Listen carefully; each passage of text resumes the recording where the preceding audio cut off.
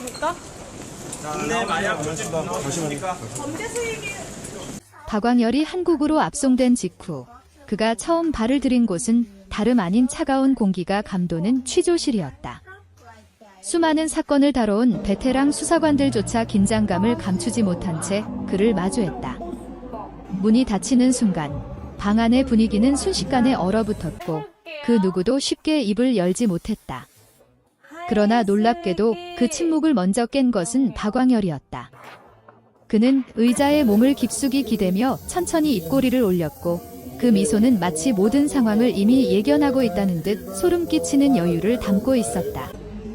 수사관들은 준비해온 질문을 차례로 던지기 시작했지만 박광열의 반응은 상식을 벗어난 것이었다. 그는 질문을 피하지도 그렇다고 순순히 답하지도 않았다. 대신 의미심장한 말들을 던지며 오히려 수사관들의 심리를 흔들기 시작했다. 이미 다 알고 오신 거 아닌가요? 라는 짧은 한마디는 취조실의 공기를 완전히 뒤집어 놓았다. 그 말 속에는 자신감인지 도발인지 혹은 또 다른 계산이 숨어 있는지 알 수 없는 묘한 긴장감이 담겨 있었다. 특히 충격적이었던 것은 그가 언급하기 시작한 진술 내용이었다. 일반적인 피의자라면 숨기거나 회피하려 할 법한 부분들을 오히려 스스로 꺼내들며 그것을 마치 하나의 이야기처럼 풀어내기 시작한 것이다. 그러나 그 내용은 점점 더 잔혹하고 구체적으로 변해갔고 듣고 있던 수사관들조차 순간적으로 말을 잇지 못할 정도로 충격에 빠졌다. 일부는 기록을 멈춘 채 서로 눈빛을 교환했고 또 다른 이는 무의식적으로 한숨을 내쉬며 상황을 정리하려 애썼다. 그 와중에도 박광열의 표정은 전혀 변하지 않았다. 오히려 그는 점점 더 여유로운 태도를 보이며 질문을 받는 입장이 아닌 이야기를 주도하는 사람처럼 행동했다. 그의 입에서 흘러나오는 말들은 단순한 진술이 아니라 마치 계산된 연출처럼 느껴졌고 그 미소는 점점 더 기묘해졌다. 한 수사관은 훗날 그 순간 우리가 그를 취조하는 것이 아니라 그가 우리를 시험하고 있는 듯한 기분이었다고 털어놓기도 했다. 결정적인 순간은 예상치 못한 타이밍에 찾아왔다. 한 수사관이 조심스럽게 핵심 질문을 던졌을 때 박광열은 잠시 침묵하더니 고개를 살짝 기울이며 낮은 목소리로 무언가를 중얼거렸다. 그 말은 짧았지만 방 안에 있던 모두를 얼어붙게 만들기에 충분했다. 그 내용은 즉시 기록되었고 동시에 내부적으로 충격적인 발언으로 분류되며 긴급 보고가 이루어졌다. 정확한 발언 내용은 아직 공개되지 않았지만 당시 상황을 접한 관계자들에 따르면 지금까지의 모든 퍼즐이 맞춰지는 동시에 더 큰 의문을 남기는 말기였다고 전해진다. 취조는 그 이후로도 계속 이어졌지만 초반에 벌어진 이 첫 순간은 이미 모든 것을 바꿔놓은 뒤였다. 수사관들은 기존의 전략을 전면 수정해야 했고 박광열이라는 인물의 심리 구조를 다시 분석해야 하는 상황에 놓였다. 단순한 범죄 피의자가 아닌 치밀하게 계산하고 상황을 장악하려는 인물이라는 인식이 강해졌기 때문이다. 과연 그가 취조실에서 남긴 말의 진짜 의미는 무엇이었을까? 그리고 그 소름 끼치는 미소 뒤에 숨겨진 의도는 무엇일까? 아직 밝혀지지 않은 진실은 많지만 단 하나 분명한 것은 이 사건이 단순한 범죄 수사를 넘어 한 인간의 심연을 들여다보는 싸움으로 번지고 있다는 점이다. 그리고 그 시작은 바로 그날 취조실에서의 첫 순간이었다. 그날의 취조가 일단락된 이후에도 수사팀 내부의 긴장감은 쉽게 가라앉지 않았다. 오히려 시간이 지날수록 박광열이 남긴 말들의 여운은 더욱 짙어졌고 각자의 머릿속에서 끊임없이 재생되며 새로운 의문을 만들어냈다. 단순히 충격적인 진술이었기 때문이 아니라 그 말들이 지닌 맥락과 의도가 쉽게 해석되지 않았기 때문이다. 일부 수사관들은 그가 일부러 진실과 거짓을 교묘히 섞어 혼란을 유도하고 있다고 분석했고 또 다른 이들은 오히려 지나치게 솔직한 태도 속에서 그만의 확신을 읽어내려 했다. 특히 문제였던 것은 그의 발언 하나하나가 기존 수사 방향을 뒤흔들고 있었다는 점이다. 이미 확보된 증거들과 맞아떨어지는 부분도 있었지만 전혀 예상하지 못했던 새로운 연결고리를 암시하는 내용도 적지 않았다.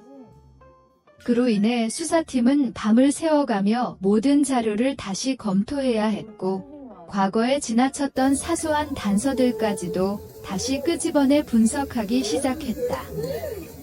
마치 하나의 퍼즐을 거의 완성했다고 생각하는 순간, 누군가가 새로운 조각을 던져 넣어 모든 그림을 다시 그리게 만드는 상황과도 같았다. 한편 박광열 본인은 이러한 혼란을 전혀 개의치 않는 듯 보였다. 그는 다음 취조에서도 여전히 느긋한 태도를 유지하며 질문을 받을 때마다 잠시 생각에 잠긴 듯한 모습을 보이다가도 곧 의미심장한 답변을 내놓았다. 때로는 질문과 전혀 상관없는 이야기를 꺼내며 흐름을 깨기도 했고, 때로는 핵심을 찌르는 한마디로 수사관들을 당황하게 만들기도 했다. 그의 화법은 일정한 패턴이 없는 듯 보이면서도 어딘가 철저히 계산된 느낌을 지니고 있었다. 수사관들 사이에서는 점차 의견이 갈리기 시작했다. 그는 이미 모든 것을 내려놓은 상태다라는 주장과 아직 숨기고 있는 것이 훨씬 많다라는 의견이 팽팽히 맞섰다. 전자의 입장에서는 그의 태도가 일종의 체념 혹은 자기 확신에서 비롯된 것이라 보았고, 후자의 입장에서는 그 미소와 여유가 오히려 통제된 연기일 가능성을 제기했다. 이처럼 상반된 해석이 공존하면서 수사는 점점 더 복잡한 양상을 띠게 되었다. 그 와중에 외부에서는 사건에 대한 관심이 폭발적으로 증가하고 있었다. 박광열이라는 이름이 언론과 온라인 커뮤니티를 통해 빠르게 확산되면서 그의 과거와 행적에 대한 각종 추측과 분석이 쏟아져 나오기 시작했다. 일부는 확인되지 않은 정보까지 사실처럼 퍼뜨리며 사건을 더욱 자극적으로 소비했고, 이는 수사에 또 다른 부담으로 작용했다. 수사팀은 정보 유출을 막기 위해 내부 보안을 한층 강화해야 했고, 동시에 왜곡된 여론에 대응하는 데에도 신경을 써야 했다. 그러나 무엇보다도 가장 큰 변수는 여전히 박광열 자신이었다. 그는 단순히 조사에 응하는 피의자가 아니라 상황을 능동적으로 이끌어가는 듯한 모습을 보이며 수사관들의 심리를 끊임없이 시험하고 있었다. 특히 어느 날 취조 중 그는 갑자기 말을 멈추고 수사관 한 명을 똑바로 바라보며 이렇게 말했다. 지금 질문하시는 방향, 정말 그게 맞다고 생각하십니까? 이 한마디는 단순한 반문처럼 들렸지만 그 안에는 지금까지의 수사 방향 자체를 흔드는 도발적인 의미가 담겨 있었다. 그 순간 방 안의 공기는 다시 한번 무겁게 가라앉았다. 질문을 던졌던 수사관은 잠시 말을 잇지 못했고, 다른 이들 역시 쉽게 개입하지 못했다. 그 짧은 침묵 속에서 모두가 같은 생각을 하고 있었다. 혹시 우리가 놓치고 있는 것이 있는 건 아닐까? 그 의문은 이후 수사의 중요한 전환점이 되었다.